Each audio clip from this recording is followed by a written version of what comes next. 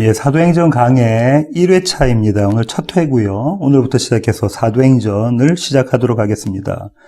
1장 1절부터 2절의 본문을 가지고 시즌2라는 제목으로 함께 나누기를 원합니다. 부제목은 행하시며 가르치시기를입니다.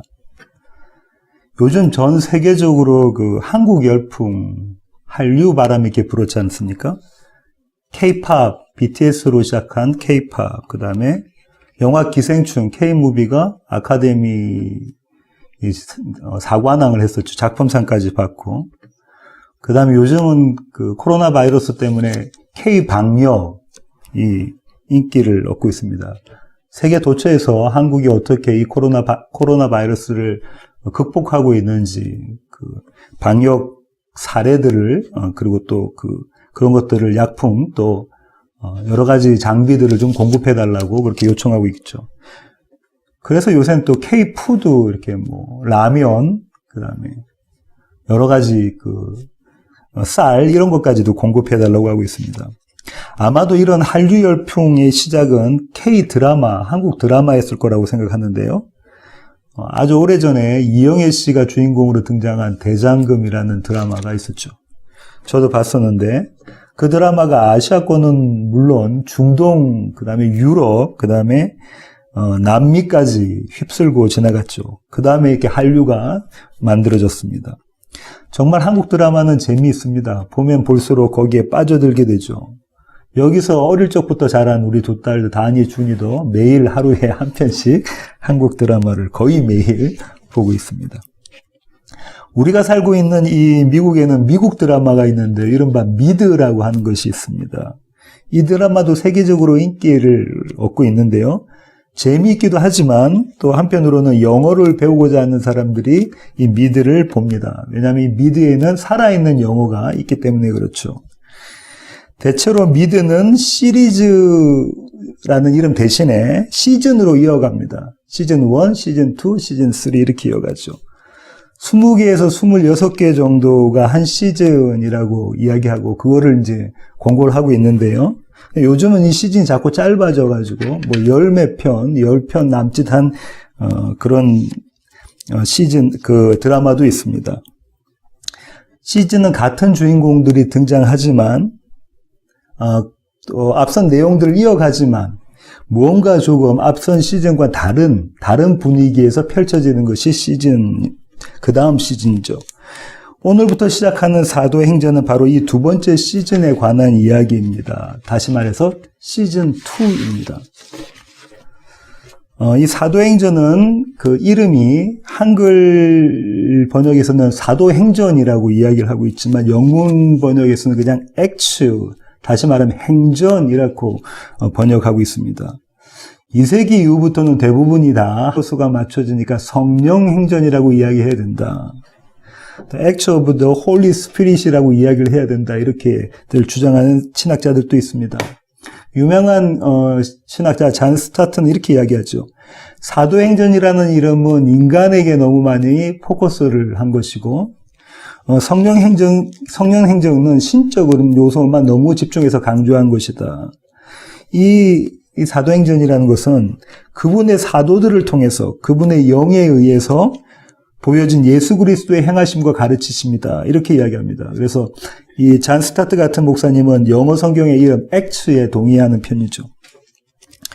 그러나 사실상은 이 사도행전의 사본들 중에서 몇몇 본들은 사도행전이라는 이름을 누가가 직접 그 제목을 타이틀로 달고 있습니다. 사도행전의 서론은요, 1절부터 11절, 사도행전 1장 1절부터 11절까지인데요. 저는 이 서론을 세 번에 나누어서 설명을 드리려고 합니다. 오늘 나누는 1장 1절부터 2절까지는 먼저 쓴 글, 다시 말하면 시즌 1에 대한 환기, 리마인드가 될 거고요. 3절부터 5절까지는 성령을 주시겠다는, 성령 침례를 주시겠다는 예수님의 약속, 예수님이 승천하시면서 성령을 주시겠다고 하시는 그 약속에 관한 이야기입니다. 그 다음 6절부터 11절까지는요, 교회에 주어진 사명, 그 사명을 예수님께서 지키게 반드시 만들어내시겠다라는 약속에 관한 것입니다. 오늘은 그 중에서 첫 번째 시간이 되겠습니다. 시즌2에 서론이 1절부터 11절까지라고 했는데요. 특별히 서론 중에 서론이 1절부터 2절입니다. 제가 한번 읽어보겠습니다. 데오빌로여, 내가 먼저 쓴 글에는 무릇 예수께서 행하시며 가르치시기를 시작하신부터 그가 택하신 사도들에게 성령으로 명하시고 승천하신 날까지의 일을 기록하였노라. 여기 기자가 나옵니다. 사도행전을 누가 썼는지 사도행전의 기자가 나오는데요. 뭐라고 이야기하고 있냐면 내가라고 이 사도행전의 기자가 이야기합니다. 이 사도행전이 쓰여졌을 때부터 이 내가는 누가라고 다들 그렇게 여겼고요. 의심할 여지가 없는 부분입니다. 누가가 어떤 사람이냐면요. 바울은 이렇게 이야기하고 있는데요. 골로새서 4장 10절 가보실까요? 나와 함께 갇힌 아리스다고와 바나바의 생질 마가와 이 마가에 대하여 너희가 명을 받았음에 그가 이르거든 영접하라. 14절입니다. 사랑을 받는 의사 누가와 또 데마가 너희에게 문안하느니라. 여러 사람들이 나오는데요. 이 골로새서에서 특별히 주목할 사람이 마가라는 사람이 나오죠. 그 다음에 아리스다고라는 사람이 나오고요. 누가가 나오고 데마가 나옵니다. 지금 바울이 뭐라고 했냐면 사랑받는 의사라고 이야기하고 있습니다. 그런데요. 조금 전에서 우리가 보면 알 수 있다시피 이 누가는 바울의 동력자였습니다. 빌레몬서 1장 24절 한번 보실까요? 찾으셨으면 제가 한번 읽어보겠습니다. 또한 나의 동력자 마가 아리스다고 데마 누가가 문안하느니라. 아까 이 언급된 사람들이 다 나옵니다죠? 마가 아리스다고 데마 누가. 이 빌레몬서와 아까 골로새서는 옥중서신이라서 바울이 옥에 갇혔을 때 썼던 편지잖아요. 이 네 사람의 인물이 다 등장합니다. 그런데 누가가 맨 마지막에 있는 걸로 봐서 앞에 유대인들을 먼저 적고 그 다음에 이방인으로 적은 걸로 봐서는 아마 이 누가는 이방인일 가능성이 높다라고 이야기를 하죠. 그런데 이 네 사람들이 어떤 모습으로 바뀌어지냐면요. 디모데후서 4장 11절 한번 보시겠습니다. 누가만 나와 함께 있느니라. 내가 올 때에 마가를 데리고 오라. 그가 나의 일에 유익하니라. 그 앞구절 보시면요. 10절 보십시오. 데마는 이 세상을 사랑하여 나를 버리고 데살로니가로 갔고 그레세게는 갈라디아로 디도는 달마디아로 갔다. 데마도 떠났고 다 떠났는데 지금 누가 남아있다는 거죠? 누가만 내 옆에 남아있고 내가 사랑하는 마가, 바나바의 조카죠. 마가를 내게 데리고 오라. 끝까지 바울 곁에서 남아있었던 동력자가 누가입니다. 이 누가는요, 사회적으로 또 경제적으로 아주 높은 위치에 있었다라고 신학자들은 추정을 하는데요. 왜 그러냐면 그가 사용했던 이 헬라어가 아주 수준 높은 헬라어였기 때문에 그렇고요. 사도행전을 기술해 나가는 그 문체를 봤을 때 이 역사 연구도 아주 잘하고 있는 전문가다운 그런 아주 지적인 지식이 있는 사람이었다. 이렇게 평가를 하고 있기 때문에 그렇습니다.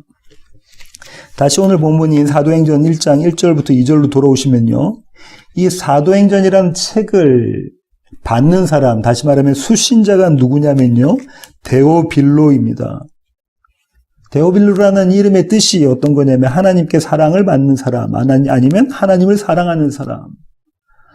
하나님께 사랑을 받거나 아니면 하나님을 사랑하는 사람이라는 뜻인데요. 당시 유대인이나 헬라인에게 아주 자주 사용되던 이름이었습니다. 여기서 이 데오빌로가 누군가에 대한 신학적인 논쟁이 있는데요. 첫 번째는 이렇게 생각합니다. 이 데오빌로라는 사람은 가공의 인물이다. 실존 인물이 아니다라는 거죠. 두 번째는 실존 인물이긴 한데 이 이름은 정확한 이름이 아니다라는 거, 실제 이름이 아니라는 거죠. 감추고 있다는 겁니다. 왜냐하면 당시의 박해 등의 환경 때문에 그랬을 것이다라고 이야기를 하고요. 그러나 대부분의 사람들은 이 데오빌로가 실존 인물이다라고 생각을 합니다. 대부분의 신학자들은 거기에 동의를 하는데요. 각하 이런 표현을 썼기 때문에 그렇습니다. 누가복음 1장 4절 한번 보실까요? 누가복음 1장 4절입니다. 찾으셨으면 제가 한번 읽어보겠습니다. 이는 각하가 알고 있는 바를 더 확실하게 하려 함이로라. 데오빌로가 나오는데 각하라는 얘기. 3절에도 보시면 데오빌로 각하에게. 각하라는 이야기를 썼잖아요. 이 얘기가 사도행전에도 계속해서 나오는데요. 사도행전 23장 26절 한번 보실까요? 사도행전 23장 26절입니다. 클라우디오 루시아는 총독 벨릭스 각하께 문안하나이다. 24장 3절 벨릭스 각하여. 이 벨릭스라는 사람이 이스라엘의 총독이었거든요. 당시에는 한 8년인 정도 이렇게 그 지역의 총독을 맡게 되는데요. 그 다음에 보시면 26장 25절 한번 보시겠습니다. 사도행전 26장 25절. 바울이 이름에 베스도 각하여. 벨릭스라는 총독의 뒤를 이어서 베스도가 이스라엘의 총독이 되는데요. 유대의 총독이 되는데요. 계속해서 이 실존 인물들이거든요. 이 실존 인물들에게 각하여 이렇게 이야기한 것으로 봐서 이 데오빌로도 실존 인물이었을 것이다라고 신학자들은 추정합니다. 다시 오늘 본문이 사도행전 1장 1절부터 2절로 오셔서요. 마태복음이 입에 익었네요. 뭐라고 지금 누가가 이야기하고 있냐면요. 이렇게 이야기합니다. 데오빌로여, 내가 먼저 쓴 글에는, 내가 먼저 쓴 글. 먼저 쓴 글이 어떤 거냐면 조금 전에 살펴봤던 누가복음입니다. 왜 그러냐면 그 누가복음과 사도행전은 모두 똑같은 수신자, 데오빌로라는 똑같은 수신자가 있고요. 아까도 말씀드린 것처럼 신약 성경에서 가장 그 헬라어가 아주 멋있는 수준 높은 문체로 쓰여졌던 책이 사도행전입니다. 그 다음이 누가복음입니다. 복음서 중에서 누가복음이 가장 수준 높은 문체로 쓰여져 있는데요. 그래서 똑같은 기자가 썼을 것이다. 그 다음에 아주 중요한 포인트가 누가복음과 이 사도행전은 이어주는 연결고리가 분명하게 있기 때문에 그렇습니다. 먼저 누가복음 1장 1절부터 4절, 아까 찾으셨던 누가복음 1장으로 다시 가셔서요. 누가복음 1장 1절부터 4절을 한번 보시겠습니다. 누가복음 1장 1절부터 4절은 이 책이 시리즈로 나왔다면 누가복음과 사도행전 전체의 서론이 될 겁니다. 찾으셨으면 제가 한번 읽어보겠습니다.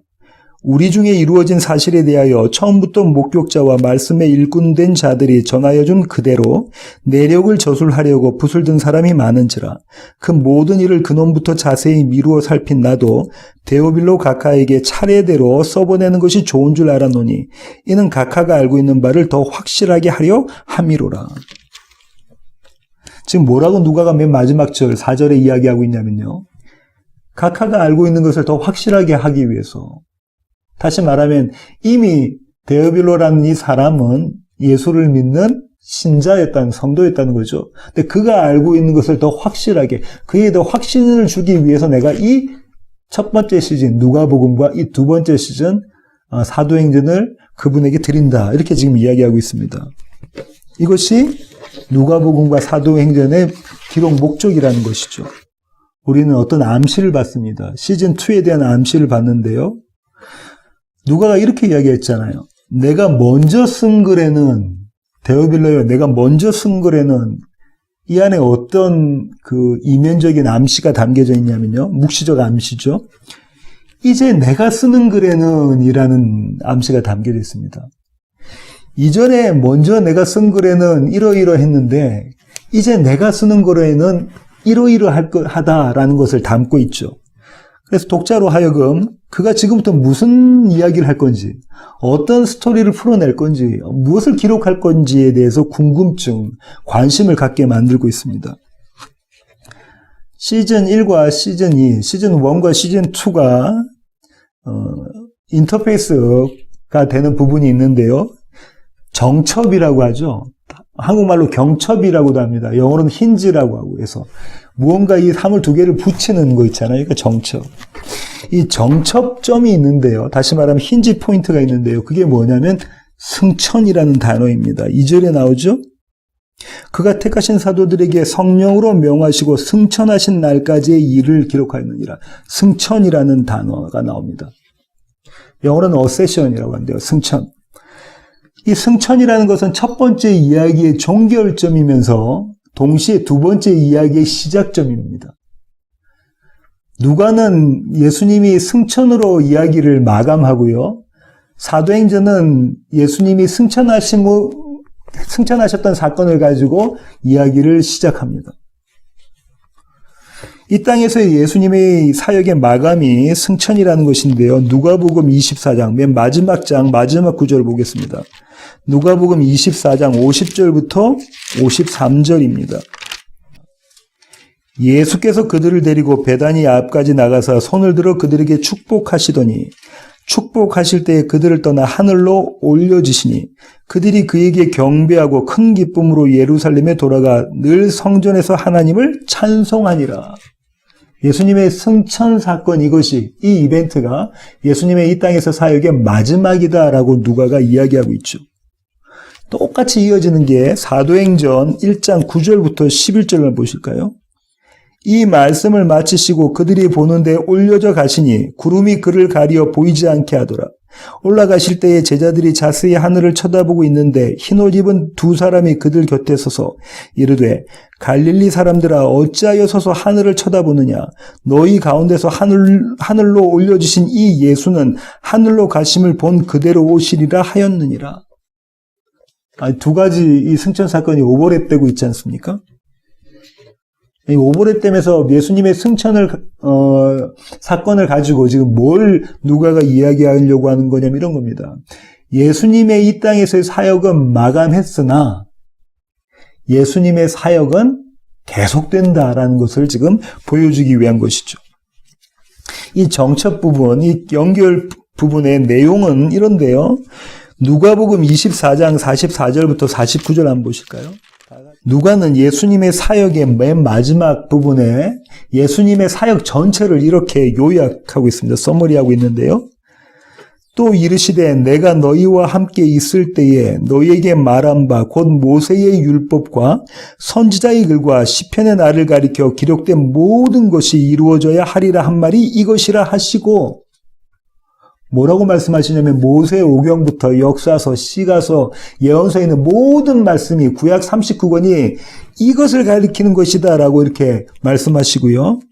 45절 이에 그들의 마음을 열어 성경을 깨닫게 하시고 또 이르시되 이같이 그리스도가 고난을 받고 제3일에 죽은 자 가운데서 살아날 것과 또 그의 이름으로 죄사함을 받게 하는 회개가 예루살렘에서 시작하여 모든 족속에게 전파될 것이 기록되었으니 너희는 이 모든 일의 증인이라.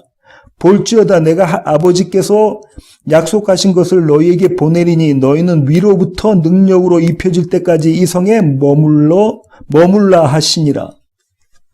지금 뭐라고 말씀하시냐면 성경 39권, 구약의 39권이 결국은 이 이야기를 하는데 그 이 이야기가 뭐냐면 예수 그리스도의 오심과 죽으심과 다시 사심과 하늘로 올라가심 그리고 성령을 주시는 것 이것에 관한 이야기를 지금 하고 있다. 그죠? 이것이 예수님의 사역이다라는 이야기로 해서 누가복음을 마감하고 있습니다. 예수님께서 성경이 지목하는 메시아는 예수 그리스도라고 말씀하고 계시고 성취해야 될 반드시 이루어져야 될 약속이 십자가와 분모됨 다시 말하면 예수님의 사망과 부활이라고 말씀하시고 그것을 이미 내가 다 이루었다라고 지금 말씀하시는 것이죠. 그러니 예루살렘부터 세상 끝까지 모든 족속에게까지 너희가 복음을 전파해라 라는 명령을 주시는 겁니다. 너희가 이 일의 증인이다. 그런데 그 일, 그 사명의 주체와 그 사명의 능력은 곧 성령에게로부터 오는 것이다라고 말씀하고 계시고 그 성령을 기다려라. 이렇게 말씀하고 계십니다. 이것이 사도행전 1장 1절부터 11절까지 고스란히 겹쳐집니다. 마치 경첩처럼 힌지처럼 그렇게 겹쳐지는 것이죠. 이렇게 시즌1과 시즌2는 연결고리를 가지고 있고요. 이 연결의 주체를 성령이라고 말씀하고 계십니다. 사도행전에서는 이 성령이 아주 부각되는데요. 연기의 주체를 성령이라고 말씀하고 계십니다. 물론 시즌 1도 첫 번째 시즌도 이 성령의 사역을 예수 그리스도가 하셨던 겁니다. 누가복음 4장 1절 보실까요? 예수께서 성령의 충만함을 입어 요단강에서 돌아오사 광야에서 40일 동안 성령에게 이끌리시며, 성령의 충만함을 입으시고 광야 시험도 성령에 이끌려서 받으셨고, 같은 누가복음 4장 14절 보실까요? 예수께서 성령의 능력으로 갈릴리에 돌아가시니 그 소문이 사방에 퍼졌고, 성령의 능력으로 가르치시고 성령의 능력으로 행하셨다라고 이야기를 하고 있고요. 같은 누가복음 10장 21절 보실까요? 누가복음 10장 21절입니다. 그때 예수께서 성령으로 기뻐하시며 이르시되 천지의 주제이신 아버지여, 이것을 지혜롭고 슬기 있는 자들에게는 숨기시고 어린아이들에게는 나타내심을 감사하나이다. 옳소이다. 이렇게 된 것이 아버지의 뜻이니이다. 기뻐하고 즐거워하고 하는 모든 것도 성령 안에서 하신다. 이렇게 이 말씀이 되어져 있죠. 그러니까 예수님의 이 땅에서 사역도 성령과 함께 성령으로 인해 사역하신 것입니다. 사도행전도 그런 겁니다. 사도행전 2장 4절 가보실까요? 그들이 다 성령의 충만함을 받고 성령이 말하게 하심을 따라 다른 언어들로 말하기를 시작하니라. 예수님도 아까 성령의 충만하심으로 광야에 이끌리신 바 되셨는데 성령의 충만함으로. 같은 2장 38절 보시겠습니다. 사도행전 2장 38절. 베드로가 이르되 너희가 회개하여 각각 예수 그리스도의 이름으로 침례를 받고 죄사함을 받으라. 그리하면 성령의 선물을 받으리니. 누가복음과 사도행전은 공히 성령의 사역에 관해서 초점을 맞추고 있습니다. 그런 연결고리를 가지고 있다는 것이죠. 정리해보면 이렇습니다. 시즌 1은 누가복음은 예수 그리스도의 이야기입니다. 나사렛 출신, 인간의 몸으로 오신 하나님의 아들, 다시 말해 하나님이신 그분의 이야기라는 거죠. 시즌 2인 사도행전은 그분의 몸, 그분의 바디, 몸인 교회의 이야기입니다. 역시 예수 그리스도의 이야기라는 거죠. 그래서 잔 스토트 목사님이 이렇게 말씀하셨는데요. 그분은 이전에 사셨던 역사적 예수이시며 그분은 이 역사 가운데 사셨던, 실존하셨던 그런 인물이시며 또한 그분은 지금 또 살아계시는 현재의 예수이시다. 지금 또 그분은 이 역사 가운데 살아계시는 분, 그분의 영으로 살아계시는 분이다. 그분의 영으로 우리와 함께 하시는 그분이시다. 이렇게 잔 스토트 목사님은 말씀하고 계십니다. 그럼 여기서 제가 질문이 한 가지 드는데요. 그럼 그분은 그 일을 어떻게 하셨냐는 겁니다. 이전에 역사하셨던, 사역하셨던 그 사역과 지금 살아계셔서 우리 가운데 역사하시는 그 사역이 그렇게 동일하게 예수님이 지금까지 이 역사 가운데 일하시게 만드신다라고 지금 이야기하고 있는 거거든요. 예수 그리스도의 사역은요, 시즌 1에서는 뭐라고 말하냐면요, 누가가 이렇게 이야기했잖아요. 예수께서 행하시며 가르치시기를 시작하신부터. 예수께서 뭐 하셨다고요? 행하시고 가르치셨다. 그것이 그분의 사역이다라는 겁니다. 여기서 행하심이라는 것은 다른 버전의 이야기로는 치유하심에 대한 겁니다. 그러니까 그분의 사역, 예수 그리스도의 사역은 가르치시고 고치시는 사역이라는 거죠. 우리가 마태복음에서 여러 번 찾아봤는데요. 마태복음 4장 23절 보시겠습니다. 마태복음 4장 23절입니다. 찾으셨으면 제가 한번 읽어보겠습니다. 예수께서 온 갈릴리에 두루 다니사 그들의 회당에서 가르치시며 천국 복음을 전파하시며 백성 중에 모든 병과 모든 약한 것을 고치시니. 신학자들은 이걸 삼중사역이라고 이야기한다고 지난 시간에도 말씀드렸는데요. 저는 예수님의 사역, 두 가지 사역이라고 말씀드렸고요. 예수님이 어떤 사역을 하셨냐면 천국 복음을 전파하시는, 선포하시는, 선언하시는 사역을 하시는데 그 사역의 방식이 두 가지였다는 거죠. 하나가 뭐라고요? 가르치시는 것. 하나는 뭐라고요? 고치시는 것이다. 이렇게 말씀하셨습니다. 가르치고 고치시는 것. 사도행전의 버전으로는 가르치시고 행하신 것. 다시 말하면 복음을 이해하고 예수 그리스도의 복음을 이해하고 그 복음을 경험하는 것. 유대 사람들이 이야기하는 다시 말하면 알다라는 것은 히브리어로 야다라고 했죠. 그 야다가 어떤 거라고요? 머리로만 아는 것이 아니라 경험해서 온몸으로 아는 것. 지금 온몸으로 아는 것, 온몸으로 경험하는 것, 그렇게 치료받는 것, 치유되는 것, 회복되는 것, 이것이 복음이다라고 이야기를 하고 있습니다. 복음을 선포하는 사역이다 이렇게 이야기를 하고 있죠. 그럼 다시 질문이 드는데요. 질문을 가질 수 있는데요. 그럼 그 복음이라는 게 과연 뭐냐라는 거죠. 그 복음은 마태복음 4장 17절에 나옵니다. 마태복음 4장 17절. 이때부터 예수께서 비로소 전파하여 이르시되 선포하셨다는 거죠. 무엇을요? 회개하라 천국이 가까이 왔느니라 하시더라. 회개하라 천국이 왔다. 복음이 뭐라는 거죠? 좋은 소식 굿뉴스가 뭐라는 겁니까?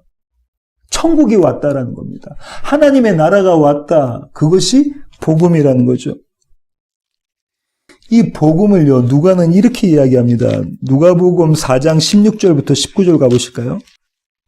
예수께서 그 자라나신 곳 나사렛에 이르사 안식일에 늘 하시던 대로 회당에 들어가서 성경을 읽으려고 서심해 선지자 이사야의 글을 들이거늘 책을 펴서 이렇게 기록된 데를 찾으시니 곧 주의 성령이 내게 임하셨으니 이는 가난한 자에게 복음을 전하게 하시려고 내게 기름을 부으시고 나를 보내사 포로된 자에게 자유를 눈먼 자에게 다시 보게 함을 전파하며 눌린 자를 자유롭게 하고 주의 은혜의 해를 전파하게 하려 하심이라 하였더라. 이 구절이 어디서 나오냐면요. 이사야에 있는 구절을 인용한 거거든요. 그 누가복음 4장을 그대로 붙잡고 계시고요. 이사야 61장 1절부터 3절 보시겠습니다. 주 여호와의 영이 내게 내리셨으니 이는 여호와께서 내게 기름을 부으사 가난한 자에게 아름다운 소식을 전하게 하려 하심이라. 나를 보내사 마음이 상한 자를 고치며 포로된 자에게 자유를 갇힌 자에게 노임을 선포하며 여호와의 은혜의 해와 우리 하나님의 보복의 날을 선포하여 모든 슬픈 자를 위로하되 무릇 시온에서 슬퍼하는 자에게 화관을 주어 그 죄를 대신하며 기쁨의 기름으로 그 슬픔을 대신하며 찬송의 옷으로 그 근심을 대신하고 그들이 의의 나무 곧 여호와께서 심으신 그 영광을 나타낼 자라 일컬음을 받게 하려 하심이라. 이 이사야에서 얘기하고 있는 이 장면이 지금 무엇에 대한 거냐면요. 이스라엘 백성들이 너무나 잘 알았던 희년에 대한 이야기입니다. 희년의 선포에 관한 것이죠. 자유함을 얻는 것, 잃어버렸던 땅을 회복하는 것, 하나님의 유산을 그대로 다시 간직하는 것, 하나님의 나라가 그들 가운데 이루어지는 것. 지금 뭐라고 이사야 선지자가 하나님의 말씀을 전하냐면요. 그들이 의의 나무가 된다. 그들이 의의 나무가 된다. 이렇게 이야기하죠. 하나님께서 심으신 그 영광을 나타낼, 하나님께서 심으신 그 영광을 나타낼 의의 나무가 된다.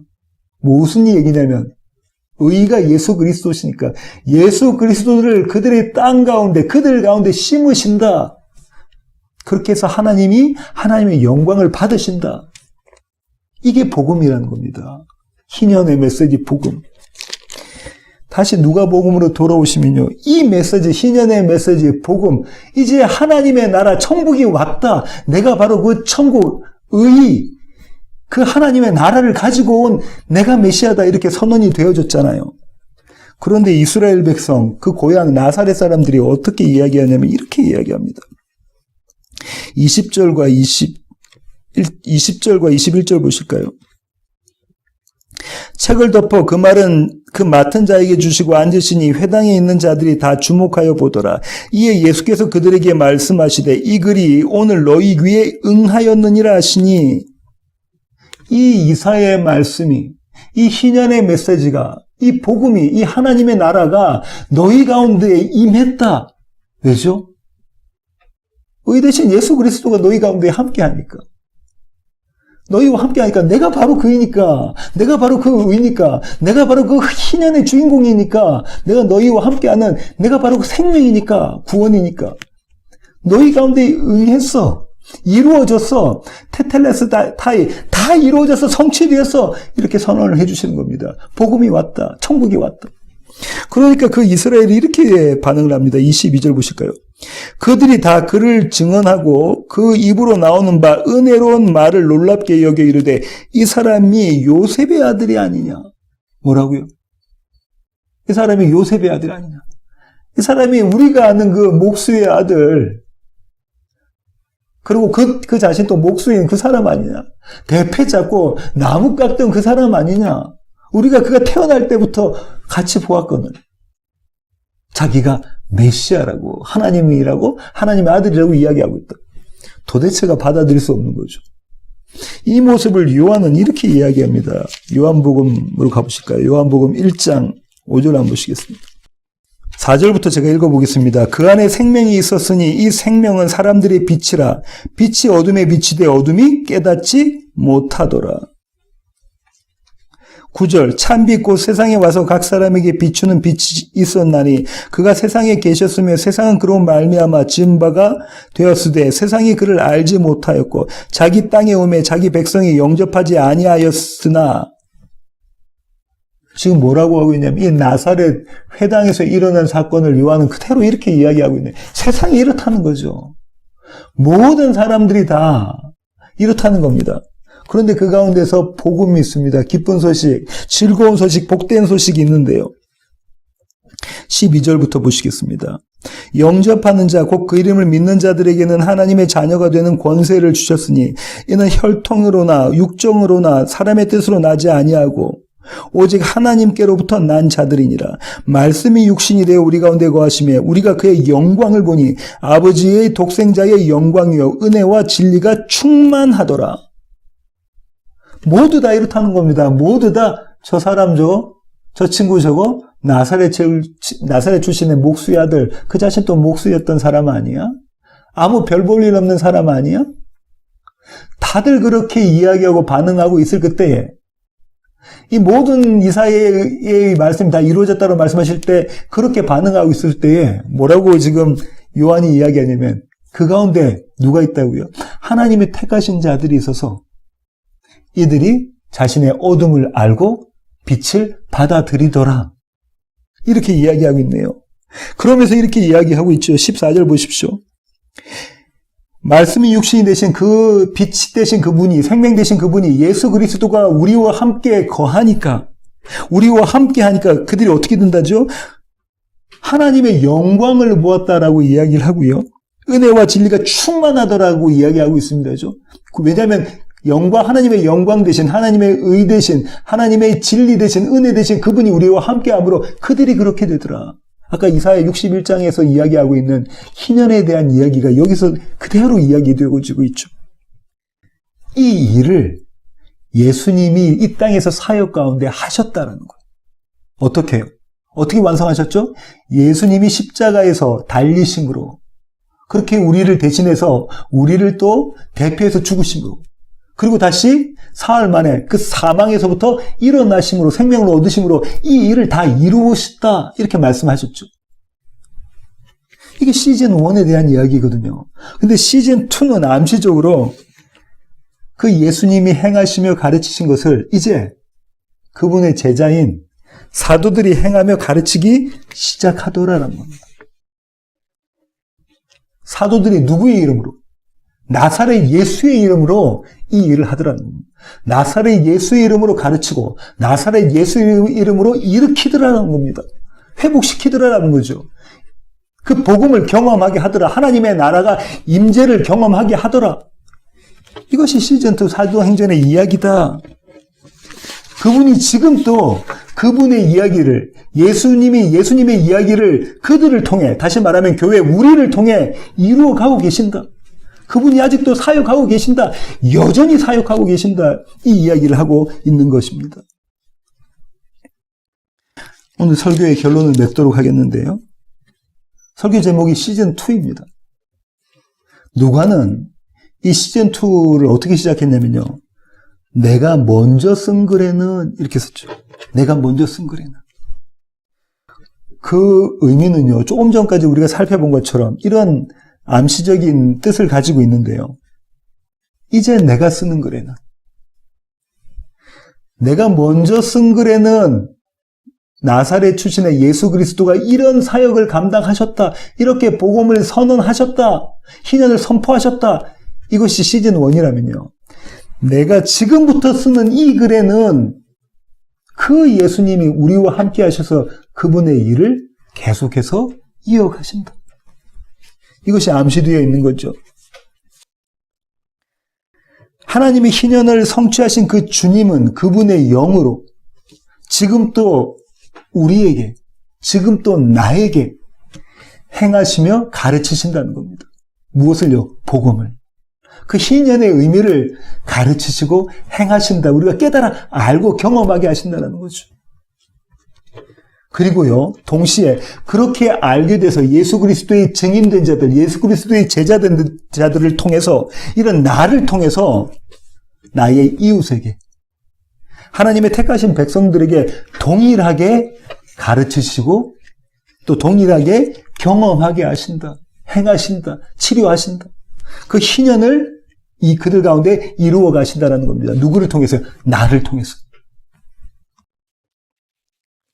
이 희년의 선포가 여기서 나타나는데요. 누가복음 1장 1절부터 4절. 아까 읽었는데요. 다시 한 번만 더 읽어보겠습니다. 누가복음 1장 1절부터 4절입니다. 누가복음 1장 1절부터 4절. 찾으셨으면 제가 한번 읽어보겠습니다. 우리 중에 이루어진 사실에 대하여 처음부터 와 말씀에 일꾼된 자들이 전하여 준 그대로 내력을 저술하려고 붓을 든 사람이 많은지라. 그 모든 일을 근원부터 자세히 미루어 살핀 나도 데오빌로 각하에게 차례대로 써보내는 것이 좋은 줄 알았노니 이는 각하가 알고 있는 바를 더 확실하게 하려 함이로라. 누가가 어떻게 시작하냐면요, 이 사도행전과 누가복음과 사도행전의 이 서론 중에 서론, 이 부분을 이렇게 시작합니다. 우리 중에 이루어진 사실에 대하여. 우리 중에 이루어진 사실이에요. 이거는 진리라는 겁니다. 사실이라는 거예요. 거짓이 아니라는 거예요. 근데 어떻다냐면 우리 중에 이루어진. 그저 역사적으로 있었던 일, 객관적인 사실, 그걸 이야기하고 있는 게 아닙니다. 누가가. 2000년 전에 중동 지역에, 그 근동 지역에 예루살렘에 골고다라는 언덕 위에 십자가가 섰고 나사렛 출신 목수의 아들인 유대인이 거기서 십자가에 달려 돌아가셨다. 죽었다. 그리고 사흘 만에 부활하셨다. 이 역사적인 사건으로 그치는 것이 아니에요. 왜요? 우리 중에 이루어진 이 사실 뭐 했다는 겁니까? 경험했다는 겁니다. 그 역사적 예수가 사실상은 나의 메시아다, 나의 주인이다, 나의 구원자라는 것을 지금 누가가 경험했다는 거예요. 우리가 이걸 경험했다. 희년을 온몸으로 경험했다는 겁니다. 성도는 이런 자입니다. 성도는 희년을 경험하고, 성도는 복음을 경험하고, 성도는 구원을 경험한 겁니다. 그냥 머리로 아는 것이 아니라 그 복음으로 치료된 자, 치유된 자, 회복된 자가 성도다. 그들이 예수 그리스도의 증인이다. 이렇게 누가복음과 사도행전의 서론을 누가는 시작합니다. 그 다음에 이렇게 이야기하죠. 목격자와 말씀에 일꾼된 자들이 전하여 준 대로 복음의 증인, 그 다음에 그리스도의 제자된 우리가, 다시 말하면 교회가 뭐라고 이야기했냐면 전하여 준 그대로 그 복음을 한 점의 왜곡됨 없이 전하는 것이라는 거죠. 한 점의 왜곡됨 없이, 틀린 점 없이, 거짓됨 없이 그 복음을 그대로 전한다는 겁니다. 부자 되세요, 이런 복음은 복음 아니라는 거죠. 무엇만 전해야 된다는 겁니까? 예수 그리스도의 십자가와 예수 그리스도의 빈 무덤, 그것만 전하라는 겁니다. 그것이 너희에게 희년을 선언해 주실 것이고, 너희는 그 희년을 경험해서 더 이상 슬픔이 없고, 더 이상 분노함도 없고, 죄가 아니라 기쁨과 희락과 면류관 가운데, 화관 가운데 있을 것이다. 이 얘기인 거죠. 무엇을 통해서요? 십자가와 피 무덤을 통해서. 이 복음을 한 점의 왜곡됨 없이 교회요, 성도요, 예수 그리스도의 증인된 여러분이요, 전하라는 것. 그 다음에 누가 이렇게 이야기하는데요. 데오빌로 각하에게 써보내는 것이 좋은 줄 알았노니, 다시 말하면 이것이 좋다는 거예요. 이것이 기쁘다는 거예요. 이것이 즐겁다는 거예요. 뭐가요? 예수 그리스도의 복음, 그 복음을 전하는 것이, 그것을 나누는 것이, 그것을 가르치는 것이, 그것을 함께 경험하는 것이, 그렇게 교회되는 것이 즐겁고 기쁘다. 그것이 우리의 사명이다. 그것이 나의 사명이다. 그것이 교회의 사명이다. 왜냐하면 알고 있는 바를 더 확실하게 해주기 위해서 내가 이걸 썼습니다. 누가가 이렇게 이야기하죠. 데오빌로 각하가 알고 있는 것, 데오빌로가 알고 있는 것을 더 확실하게 하기 위해서. 말씀을 배우는 것은 그 말씀 가운데 복음을 더 확실하게 알기 위해서. 확신이라는 것은요, 어떤 감정적인 것이 아니라 하나님의 말씀에 의해서 전인적인 겁니다. 이게 감정적인 것, 지성적인 것, 전인적으로 이 말씀이 내 가운데, 내 가슴판에 꽂히는 것, 이것이 확신인 거죠. 성도의 확신을 위해서, 온전히 아는 삶, 야다의 삶을 위해서 내가 이 복음을 전한다. 내가 이 복음을 가리킨다. 이것이 시즌2를 시작하는 사도행전 1장 1절과 2절의 말씀인 내용입니다. 이것이 우리에게 요청하시는, 그리고 우리와 함께 하셨던 예수 그리스도의 시즌2입니다. 편지를 우리 주위에, 우리 이웃에게 전하고자 합니다. 그 편지를 통해서 하나님, 우리 세워지는 교회의 공동체가 더욱더 믿음을 더욱더 공고히 하며 예수 그리스도를 더욱 알기를 원합니다. 그렇게 더 깊이 있는 희년을 경험하기를 원합니다. 하나님, 이 믿음 가운데, 이 암 가운데, 이 경험 가운데 우리의 공동체가 있게 하여 주시옵소서. 이제는 우리 주 예수 그리스도의 놀라우신 구원의 은혜와 하늘 아버지의 크고 극진하신 사랑과 우리 안에 내주하셔서 시즌2를 이루어 가심으로 우리 안에 희년을 경험하게 하시는 성령님의 충만하심이 이제 주님 앞에 머리 숙인 세워지는 게 모든 가족들 머리 위에 이제로부터 영원토록 함께 하시기를 예수 그리스도의 귀하신 이름으로 간절히 축원하옵나이다. 아멘.